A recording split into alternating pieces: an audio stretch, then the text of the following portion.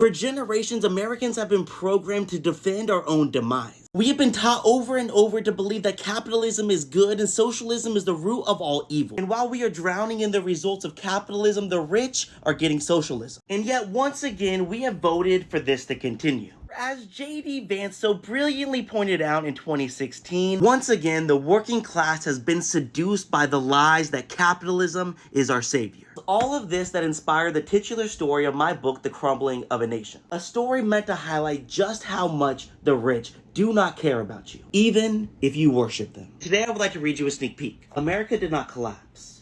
It crumbled. Nor did it crumble quickly. The crumbling occurred so slowly that no date could be attributed to the beginning of the end, nor to the ending itself.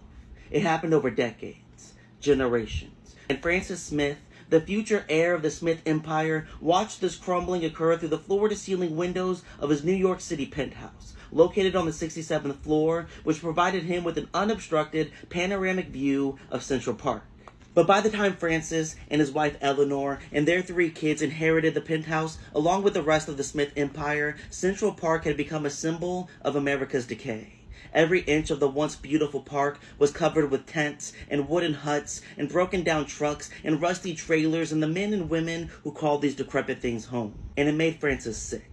After all, his ancestors had worked incredibly hard to purchase this penthouse on the 67th floor. And one of the major reasons they were willing to spend so much of their hard-earned money to buy it was because of the beautiful view it provided of Central Park. And yet, in just a few short decades, the park, the view, and the value of the property itself had been entirely ruined. Yes, oh yes, it made Francis sick. But it wasn't only Central Park that had been ruined by the increased number of New York City vagrants and rejects. And it wasn't only the value of his penthouse that they had lowered. It was every other aspect of the city, and every business in it. It was an epidemic that the city was unable to get under control, nor the rest of the nation. These people overflowed into the streets, down alleyways, across bridges, and into every borough of New York City.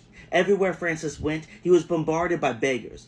"Please, sir, please, do you have any food? Are you hiring? Sir, I am willing to do anything." "My son, sir, he needs some new shoes. Do you happen to have $1 you could spare?" Their tents were everywhere, entirely unavoidable, along with the violence that accompanied the culture of the impure and impoverished. Broken glass from smashed up windows spread across sidewalks and glimmered beneath the ever-dimming streetlights overhead as these good-for-nothing stole what they are incapable of earning on their own. If you'd like to hear the rest of this story, The Crumbling of a Nation is available on Amazon, Barnes & Noble, the TikTok Shop, and Audible.